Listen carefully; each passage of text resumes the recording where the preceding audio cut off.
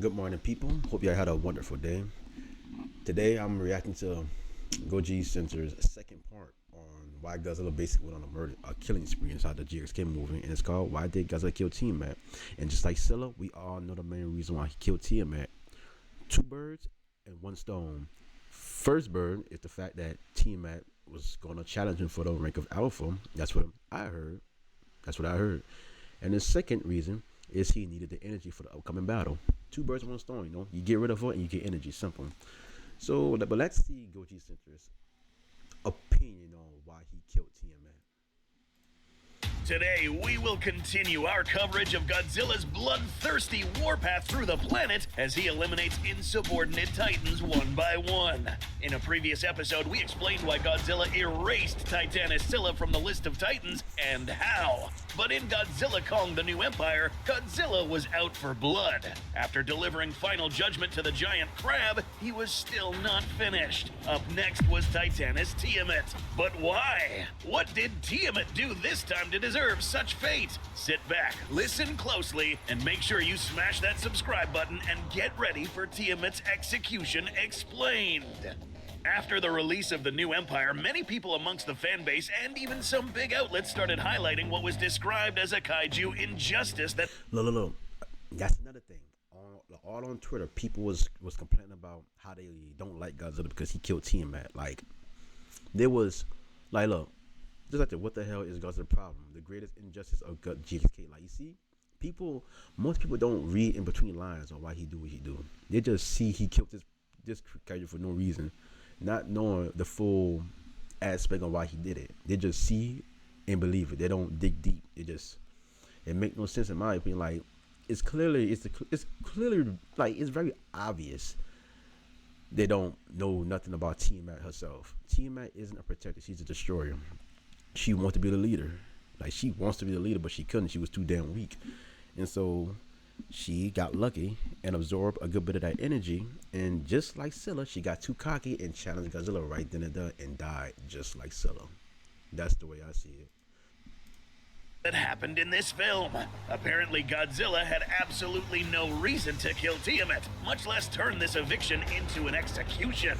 Yeah, from the surface, it seems a little unfair and quite frankly out of character for Godzilla to eliminate a titan out of nowhere. After all, Godzilla is described as a force of nature that keeps balance, not aggressive unless provoked. But in GXK, Godzilla pretty much headed towards Tiamat, who was apparently just chilling in her lair, kicked her out, and she was not chilling in her lair. That's one thing. She was not chilling in her lair. She was not chilling. If I remember correctly, they said there was a powerful radiation. Like, she went there to gain their energy. She got there first. Like, she wasn't just chilling. She was getting that energy to challenge Godzilla for a fight. That's why she did it. Then killed her. Well, today we'll find out if this act was in fact unfair or warranted. To find out, we'll have to travel back in time to the events that happened during Godzilla King of the Monsters. Yeah, Tiamat actually had a big role here too. Although not seen in this film, this titan actually inflicted a huge death toll as commanded by Ghidorah, beginning in Stone Mountain, Georgia, possibly dormant in one of the surrounding lakes and making her way to the shore with her hydrokinetic abilities. Being an aquatic titan, her hydrokinetic abilities allow her to easily make her way through dry land back into the sea, leaving potentially millions of dead life forms in her wake. Tiamat is considered a destroyer by Monarch, and because of this, she would obey a destroyer alpha titan like Ghidorah.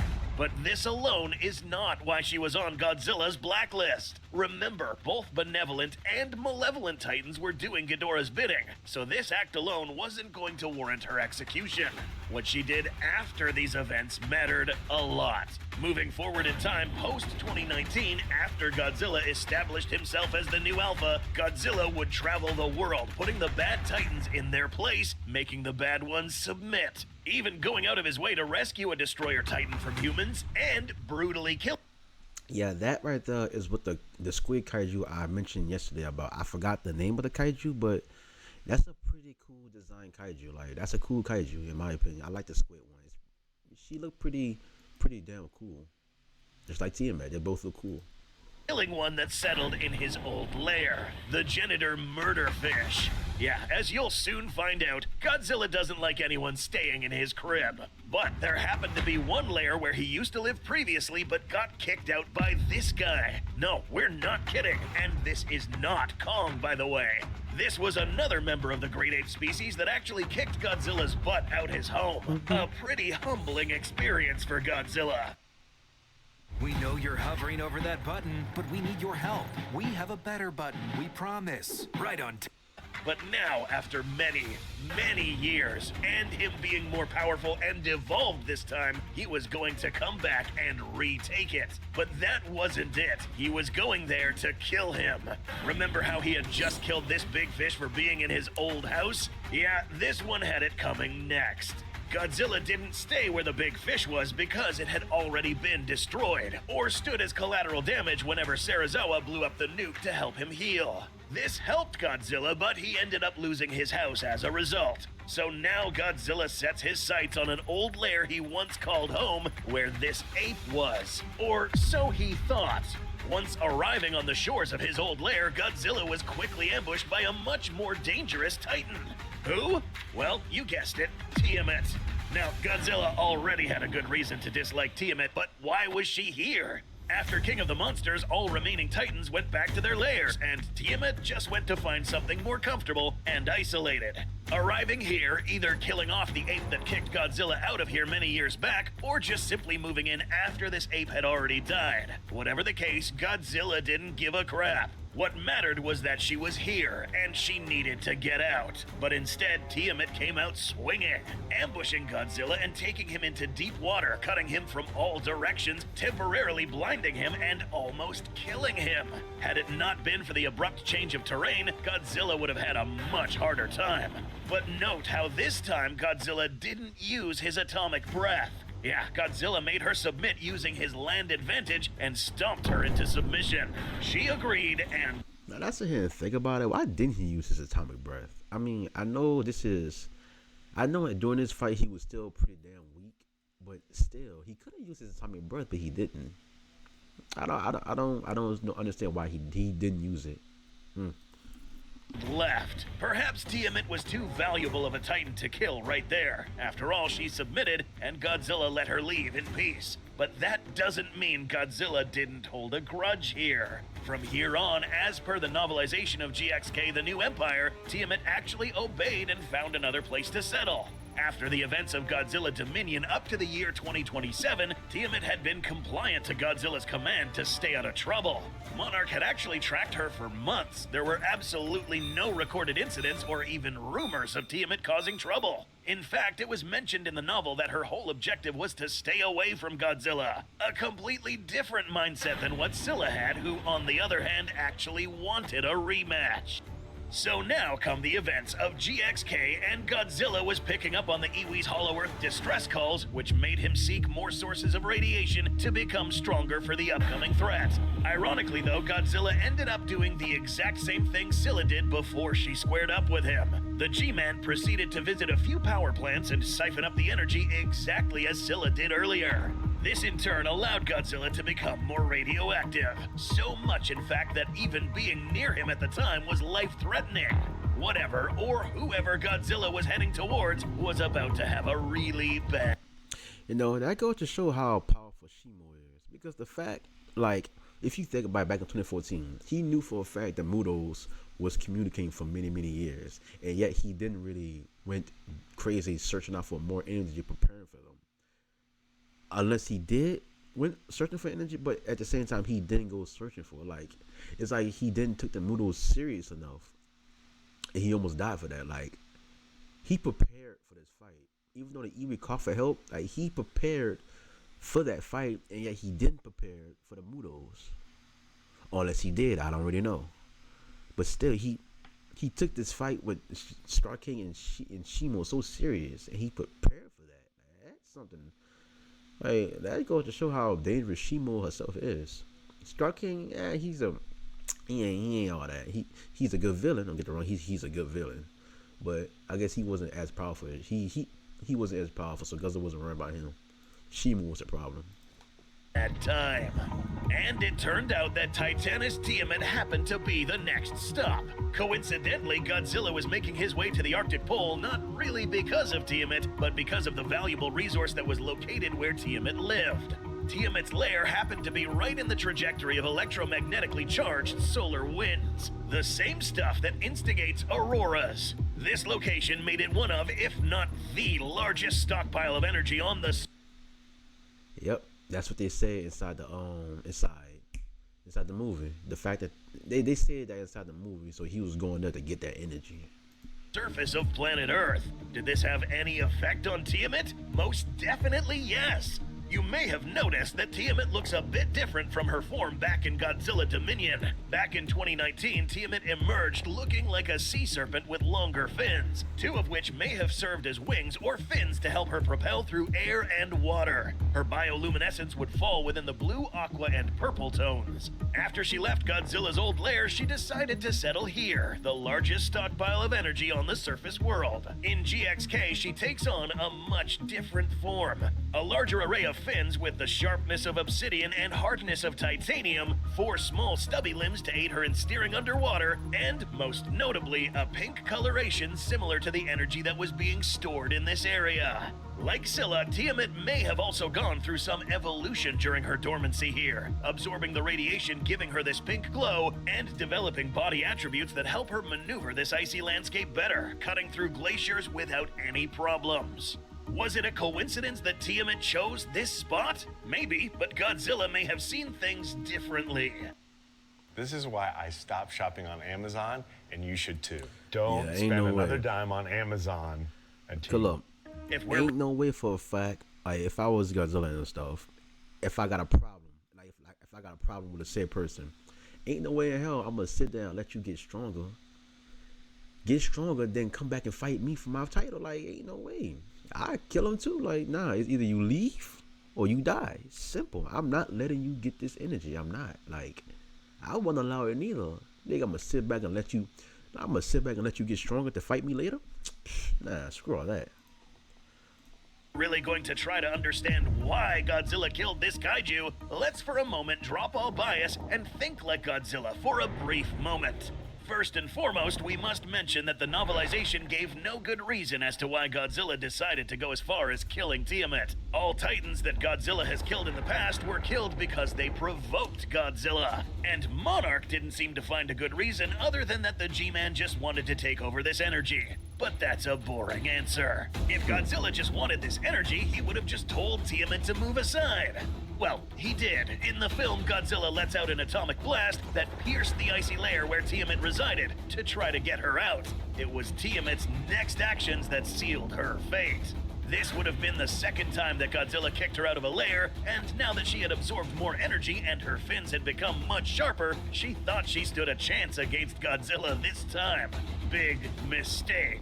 Remember, Godzilla already held a grudge against Tiamat for daring to ambush him in his own house. And to make matters worse, Godzilla now saw Tiamat as an even greater threat. She was now wielding the same energy that he needed to become more powerful. Who knows, maybe Tiamat stayed dormant, giving the illusion of compliance, but at the same time becoming more powerful, and thus making her likely to cause more destruction in the future. We'd like to think of Godzilla as a big picture thinker, thinking ahead and, in some way, managing the Titans, determining which ones would be of good use and... It's understandable too, because at the end of the day, he is the alpha and stuff. He is the leader and stuff, so you gotta think ahead of time. Like, what this creature might do in the future, and what this creature doing now, would it affect the future? Yeah. I could see that. which ones should be disposed of because it would be too risky to keep them alive. And Tiamat had just turned into one of those threats. A destroyer titan who now just became more powerful, daring to fight Godzilla again, and on top of that, someone who had already previously disrespected Godzilla. Yeah, Big G wasn't going to let her get away this time. It was just too risky. So, what the G-Man did to Tiamat can be pretty much seen as an executive decision. Not everyone has to understand, but maybe he knew something Monarch didn't. Admittedly, if anyone saw this happen and wasn't aware of the context before Godzilla turned Tiamat into cooked sashimi, then Godzilla would have actually looked like a tyrant. But we're not concluding this episode without explaining how Godzilla killed Tiamat. Titanus Tiamat, after being drawn out by the G-Man's atomic breath, goes on the offensive first, coiling around the G-Man just as she did in Godzilla Dominion, cutting into his hide. Godzilla immediately bites into her flank and rips a piece off. Again, if Godzilla wanted to kill Tiamat, he would have done it already with the atomic breath. But no, Tiamat, instead of leaving, decides to go for the head of Godzilla, smothering him with her 4 petal-like appendages.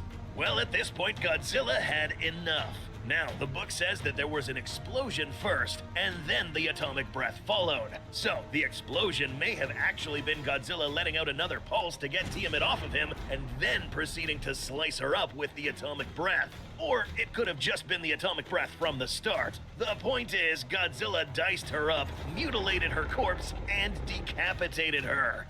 From the viewer's perspective, Godzilla may have seemed like a cold-blooded killer, but Man, ain't no way in hell, bro. Like I said what I said. You could be upset. You could not agree with me. If I was a leader, bro, and I see for a fact one of my enemies is getting stronger, and I need say energy to handle my business, like nah, it's either you move or you die. Simple. I'm not risking that. Ain't no way in hell I'm allowing you to get stronger and be a problem for me in the future. Ain't no way in hell that I won't take that. Nope. But if you really think about it, Godzilla pretty much did the world a favor by preventing Tiamat from becoming an Alpha Destroyer kaiju in the future, or outright joining one, making the opposition more powerful.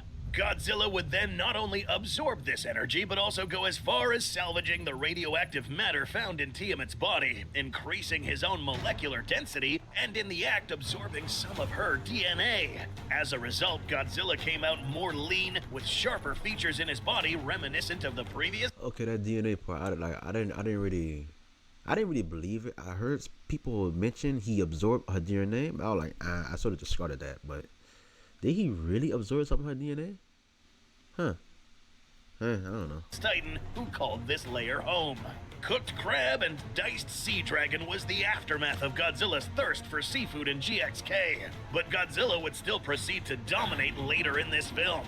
Don't forget to like and subscribe to not miss any of these GXK episodes. That's it. But yeah, like, if you really think about it, let's say if Tiamat was able to kill Godzilla right then and down, she would have absorbed all his energy, took the rest of that energy, and be known as the new leader since she killed him. And she would have going on a killing spree, destroying stuff, absorbing more energy. Yeah, that would have been a problem. What I say was right. What he did was right. Yeah. Even for other people, you could say what he did was wrong, but to me, I would have did the same thing. But yeah, people, now we know the reason why he killed Scylla and Tiamat. So there was no reason for you to be up there whining, talking about what he did to Tiamat was wrong. Tiamat was too pretty, or some stuff like that. So yeah, it is what it is. Cope with it. Simple. I may be look. Sometimes I could be biased towards Godzilla and stuff, but at the end of the day, I can understand why he do what he do. But at the end of the day, this video was a good explanation of why she did it. Most people need to watch this and understand why. But yeah, this is the end of this video. Hope y'all enjoy the reaction. And you comment down below on what's your opinion on Scylla and Tiamat's death. Like I said before, it is what it is. It is what it is. Simple. Y'all people take care. Have a nice day.